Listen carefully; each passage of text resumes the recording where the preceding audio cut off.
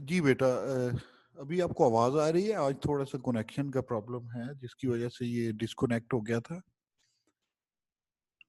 अभी बेटा आपको आवाज और स्क्रीन शेयर हो रही है? जी, ओके ओके। तो हम डिस्कस कर रहे थे हार्मोनिक प्रोग्रेशन। मैं रिपीट कर देता हूं कि वो सीक्वेंस हार्मोनिक सीक्वेंस कहलाता है जिसके टर्म्स के रेसिप्रोकल्स अरिथमेटिक प्रोग्रेशन हो। इसकी एक आसान सी मिसाल देखिए। एक सीक्वेंस है जिसकी टर्म्स हैं 1, 1/3, 1/5, 1/7।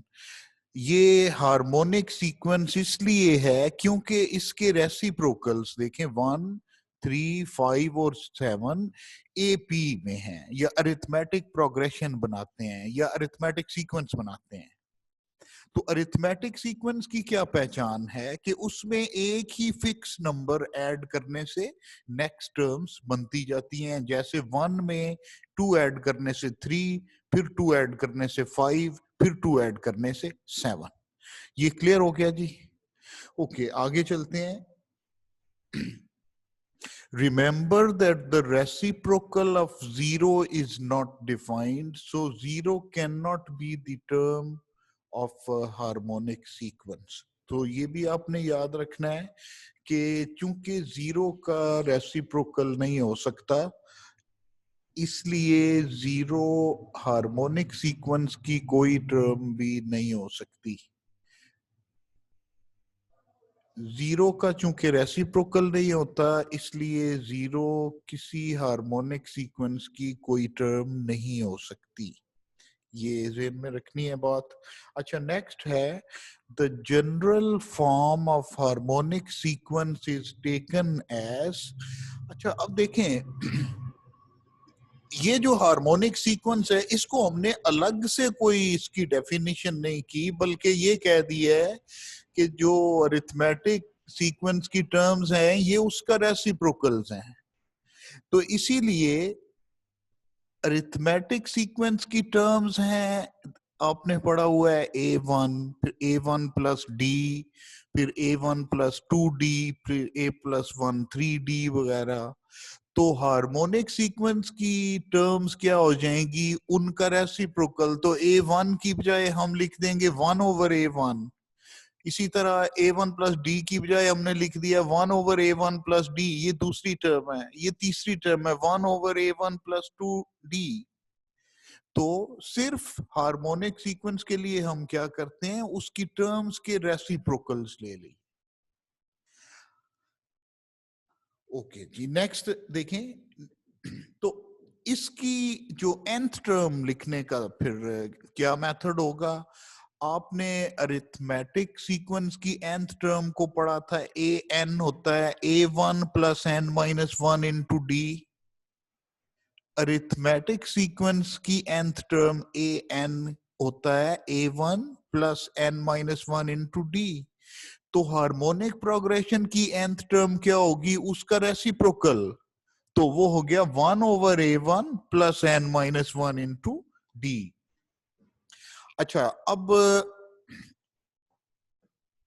इसकी एक एग्जांपल देखें कि find nth and 8th term of harmonic progression. अच्छा, हार्मोनिक प्रोग्रेशन के लिए अलग से फॉर्मूला हम यूज नहीं कर रहे हैं इस एग्जांपल में, बल्कि क्या करते हैं कि इस हार्मोनिक प्रोग्रेशन के रेसिप्रोकल्स लेंगे, तो वो हम ये कह देंगे कि ये अरिथमेटिक प्रोग्रेशन है। अच्छा, अरिथमेटिक प्रोग्रेशन को सॉल्व कर लेंगे, उसकी nth टर्म और 8th टर्म मालूम कर लेंगे, और फिर उस अरिथमेटिक प्रोग्रेशन की 8th टर्म का रेसिप्रोकल इस हार्मोनिक प्रोग्रेशन की 8th टर्म होगी। फिर उसी तरह उसकी nth टर्म का रेसिप्रोकल हार्मोनिक प्रोग्रेशन की nth टर्म के इक्वल होगा। तो अब देखिए, पहले अब हमने क्या कहा कि the reciprocals of the terms of the sequence 1/2, 1/5, 1/8 are 2, 5, 8। इसका मतलब हुआ कि ये जो 2, 5 और 8 हैं, अब ये हार्मोनिक प्रोग्रेशन की टर्म्स नहीं रही, बल्कि अरिथमेटिक प्रोग्रेशन बन गई हैं। अब हमने अरिथमेटिक प्रोग्रेशन का फॉर्मूला यूज करके इसकी nth टर्म और इसकी 8th टर्म मालूम करनी है। तो देखिए, इसमें A1 क्या है? 2, D कॉमन डिफरेंस, दूसरी टर्म में से पहली टर्म माइनस कर दें तो 3। तो इसलिए ये जो अरिथमेटिक सीक्वेंस की nth टर्म है, an is equal to A1 plus n minus 1 into D, उसमें वैल्यू पुट कर देंगे। अब हमें कौन सी टर्म चाहिए? an क्या होगा? A1 2 plus n minus 1 into D 3। तो ये nth टर्म बन गई है किसकी? अरिथमेटिक सीक्वेंस की। अच्छा, हार्मोनिक सीक्वेंस की nth टर्म क्या होगा? ये इसको सिंप्लीफाई करने से बन गया 2 प्लस 3n माइनस 3। तो ये 3n माइनस 1 हो गया। ये nth टर्म है अरिथमेटिक सीक्वेंस की। तो हार्मोनिक सीक्वेंस की nth टर्म क्या होगी? इसी का रेसिप्रोकल। तो ये 3n माइनस 1 की बजाय हमने जब हार्मोनिक सीक्वेंस लिखना है तो फिर क्या होगा? 1/3n minus 1। अच्छा, अब इसकी 8th टर्म मालूम करनी है। इसमें दो चीजें मालूम करनी है, एक nth टर्म और एक 8th टर्म। तो ये nth टर्म है हार्मोनिक सीक्वेंस की, तो 8th टर्म के लिए n की बजाय 8 पुट कर दें तो वो सिंपली 8 टर्म आ जाएगी। देखें, substituting n is equal to 8 in 1/3n minus 1, we get 8th term of the given harmonic progression, which is 1/3 into ये n माइनस 1 है, n 8 है तो 8 माइनस 1, तो 8 माइनस 1 7, 7 इंटू 3, ये हो गया 23, 3 इंटू 8 माइनस 1। ओके जी, नेक्स्ट है हार्मोनिक मीन। अच्छा, बिल्कुल जैसे हार्मोनिक प्रोग्रेशन हमने पढ़ा, ऐसे ही अब हम दो नंबर्स के दरमियान हार्मोनिक मीन मालूम करना हो तो उसका तरीका देखते हैं क्या है। अच्छा, इसकी डेफिनेशन है अ नंबर h, भी जैसे अरिथमेटिक मीन के लिए हमने कैपिटल A से उसको जाहिर किया, ज्योमेट्रिक मीन को कैपिटल G से जाहिर किया, इसी तरह हार्मोनिक मीन को कैपिटल H से जाहिर करते हैं। A number H is said to be harmonic mean HM between two numbers A and B if A, H and B are in harmonic progression। अच्छा, अब H उस वक्त हार्मोनिक मीन होगा जब A, H और B हार्मोनिक प्रोग्रेशन हो। अच्छा, अगर ये हार्मोनिक प्रोग्रेशन है तो इनके reciprocals 1/A, 1/H, 1/B AP में होंगे। अच्छा, अगर ये AP में है तो मिडल की टर्म दोनों के सम को 2 से डिवाइड कर देंगे तो आ जाएगी। भाई, अगर ये AP में है तो ये मिडल वाला इसका अरिथमेटिक मीन है। अरिथमेटिक मीन का फॉर्मूला क्या होता है कि पहली टर्म दूसरी टर्म ऐड कर दें, 2 पे डिवाइड कर दें, वो उसका अरिथमेटिक मीन आ जाएगा। तो यहाँ h की वैल्यू असल में हम अरिथमेटिक मीन के फॉर्मूला से मालूम करेंगे। अब देखें, ये चूंकि AP में है तो मिडल वाला 1/h, मिडल वाली टर्म किसके इक्वल है? ये पहली term plus last term divided by 2। अच्छा, इसका न्यूमिनेटर का एलसीएम हो गया AB, तो ऊपर न्यूमिनेटर में बना B प्लस A और डिनोमिनेटर में 2। तो b plus a over A B divided by 2, divided by 2 का मतलब है मल्टीप्लाइड बाय 1/2, तो ये 2 इससे b के साथ चला जाएगा और ये बन जाएगा a plus B bye 2ab। तो इस तरह 1/h की वैल्यू हमारे पास बन गई a plus B bye 2ab।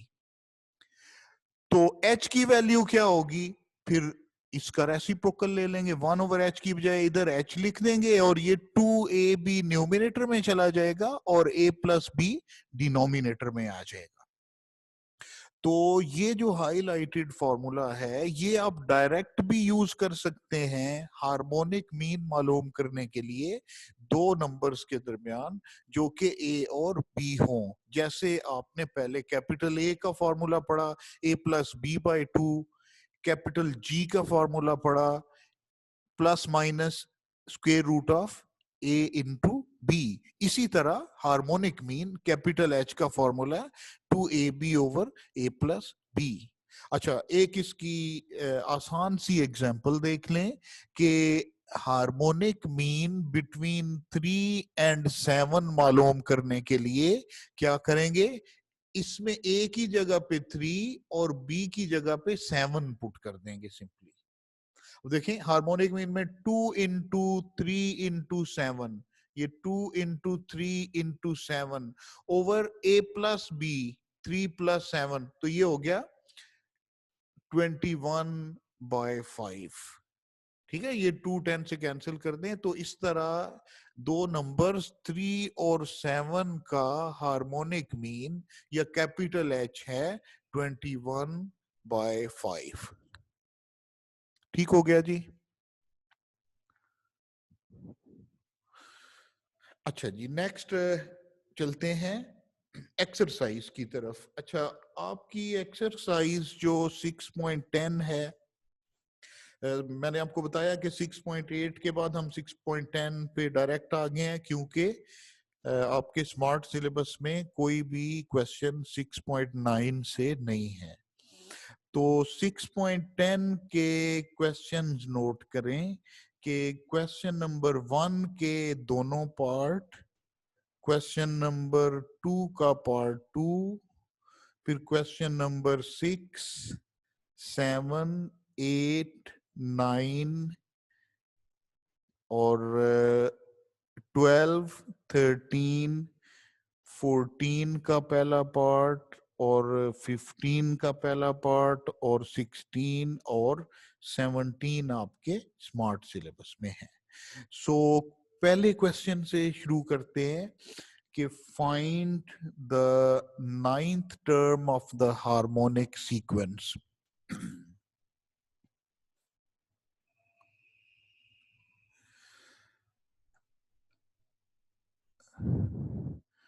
Ji, 9th term of the harmonic sequence, ये हार्मोनिक सीक्वेंस गिवन है 1/3, 1/5, 1/7। तो पहले स्टेप में हम क्या करते हैं कि जो गिवन हार्मोनिक सीक्वेंस है उसका रेसिप्रोकल ले लें। देखें, ये गिवन हार्मोनिक सीक्वेंस है, इसके रेसिप्रोकल्स 3, 5 और 7 बन गए। अच्छा, इसकी 9th टर्म मालूम करते हैं एपी में और फिर उसका रेसिप्रोकल ले लेंगे तो वो 9th टर्म हार्मोनिक प्रोग्रेशन की बन जाएगी।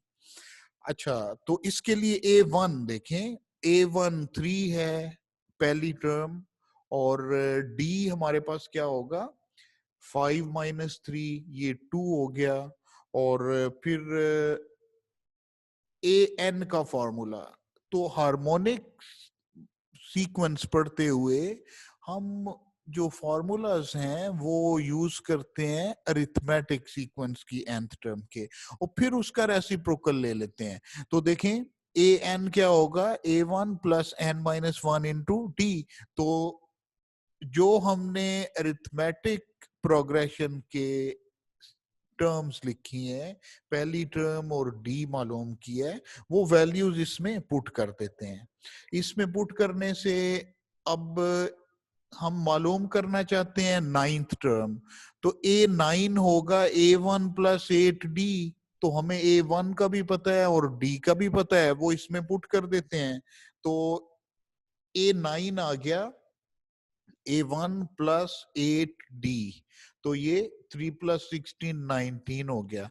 अच्छा, ये नाइन्थ टर्म है अरिथमेटिक प्रोग्रेशन की। हमने नाइन्थ टर्म मालूम करनी है इस हार्मोनिक सीक्वेंस की। तो ninth term of harmonic sequence क्या होगा इसका? रेसिप्रोकल। तो 1/19 नाइन्थ टर्म बन जाएगी इसकी हार्मोनिक प्रोग्रेशन की। ये क्लियर हो गया जी?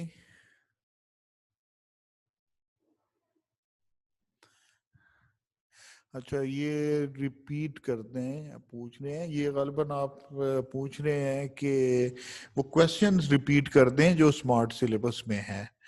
तो ये तो बेटा मैं पहले दिन से आपको कह रहा हूँ कि ये नोट कर बुक के ऊपर निशान लगा लें, ताकि जब आप बुक खोलें आपको पता हो कि ये क्वेश्चन आपके स्मार्ट सिलेबस में है या नहीं है। दोबारा जरा सुन ले, मैं बोल देता हूँ। क्वेश्चन नंबर 1 का पहला पार्ट, दूसरा पार्ट, क्वेश्चन नंबर 2 का दूसरा part, question number 6, 7, 8, 9, question number 12, 13, 14 का पहला पार्ट, 15 का पहला पार्ट, 16 और 17। चलें जी। अच्छा, ये क्वेश्चन रिपीट कर दें। अच्छा देखिए दोबारा कि इस हार्मोनिक सीक्वेंस की नाइन्थ टर्म मालूम करनी है। आपको मैंने शुरू में डेफिनेशन में बताया कि हार्मोनिक सीक्वेंस की टर्म के रेसिप्रोकल ले लें तो वो AP बन जाता है। तो इनके रेसिप्रोकल्स हो गए 3, 5, 7। अच्छा, इस AP की नाइन्थ टर्म मालूम करते हैं, उसका वापस दोबारा रेसिप्रोकल ले लेंगे तो वो हार्मोनिक प्रोग्रेशन की नाइन्थ टर्म बन जाएगी। तो इसलिए इसकी पहली टर्म A1 है 3, D है 5-3 जो कि 2 है। तो नाइन्थ टर्म बन जाएगी A1 plus n-1 into D। तो n की जगह पे 9 रख दें तो A9 होगा A1 प्लस 8D। अब A1 और D की वैल्यू 3 प्लस 8D, तो ये हो गया 19। तो AP की नाइन्थ टर्म 19 है। तो हार्मोनिक प्रोग्रेशन की नाइन्थ टर्म क्या होगी? 1/19। अब इसी के क्वेश्चन के दूसरे पार्ट पे आइए। दूसरे पार्ट में एक हार्मोनिक प्रोग्रेशन दी हुई है जिसकी पहली 3 टर्म्स दी हुई है। हम इनके रेसिप्रोकल्स ले लेंगे। -1/5 का रेसिप्रोकल -5, -1/3 का रेसिप्रोकल -3 और -1 का -1 ही होगा। अच्छा, इसकी नाइन्थ टर्म मालूम करनी है तो A1 हो गया -5, D होगा दूसरी टर्म में से पहली माइनस करें तो ये 3 माइनस -5 2 आ जाएगा। अब N9 है तो AN मालूम करते हैं अरिथमेटिक प्रोग्रेशन का। अरिथमेटिक प्रोग्रेशन में AN is equal to A1 plus n-1 into D। तो A1 -5 और D2 इसमें पुट कर देते हैं।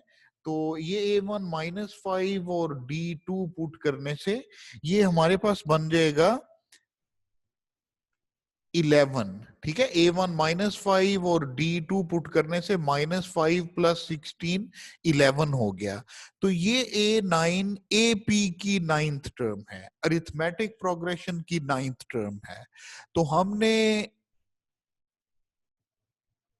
चूंकि हार्मोनिक प्रोग्रेशन की नाइन्थ टर्म मालूम करनी है तो इसका रेसिप्रोकल ले लेंगे। इसका रेसिप्रोकल है 1/11, so ninth term of HP हो गया 1/11।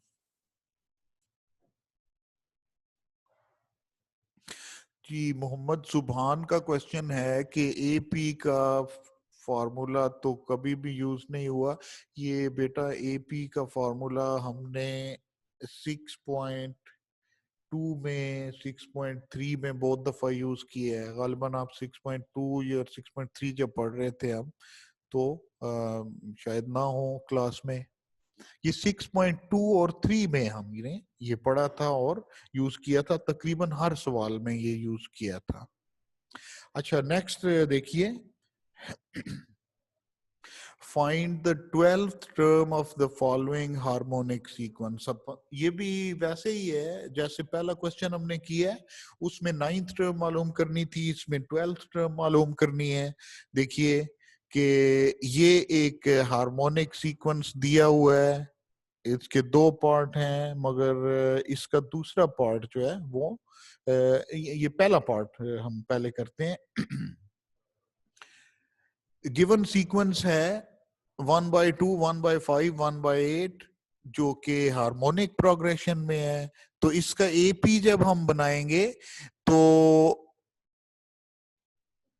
2, 5 और 8 बन गया। अच्छा, AP की 12th टर्म, AP की 12th टर्म मालूम करने के लिए A1 होगा 2 और D होगा 5 - 2, जो कि 3 आ गया।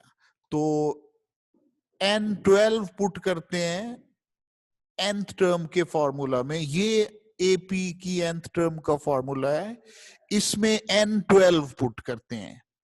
अच्छा, N12 पुट करने से A12 is equal to A1 + 11D हो गया। अब A1 और D की वैल्यू जो कि 2 और 3 हैं वो इसमें पुट करेंगे, तो हमारे पास 2 + 12 - 1 हो गया। तो ये बन जाता है सिंप्लीफिकेशन के बाद 35, जिसका मतलब ये हुआ कि 12th टर्म AP में तो 35 है, तो हार्मोनिक प्रोग्रेशन की 12th टर्म फिर क्या हो जाएगी 1/35।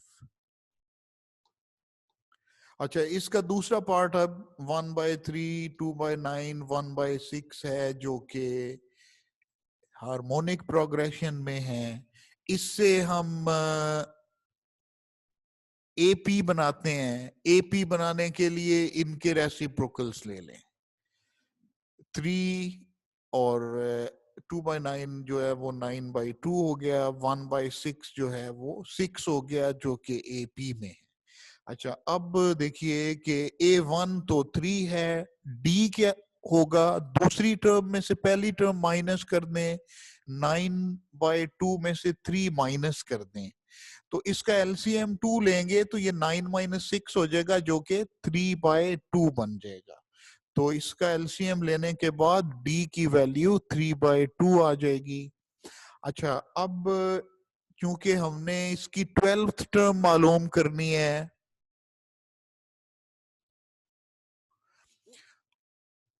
इसलिए AN के फॉर्मूला में N की बजाय 12 पुट कर देते हैं। तो हमारे पास A12 बनता है A1 + 11D। तो A1 3 है, +11 × D है 3/2। तो इसको सिंप्लीफाई करने से ये होगा 3 + 33/2, 2 LCM ले लें तो ये बन जाएगा 39/2। तो इस तरह हार्मोनिक प्रोग्रेशन की 12th टर्म मालूम करने के लिए हम ये जो A12 है, AP की 12th टर्म, इसका रेसिप्रोकल ले लेंगे। तो फिर हार्मोनिक सीक्वेंस की 12th टर्म हमारे पास इस तरह, इसका रेसिप्रोकल 2/39 हो जाएगा।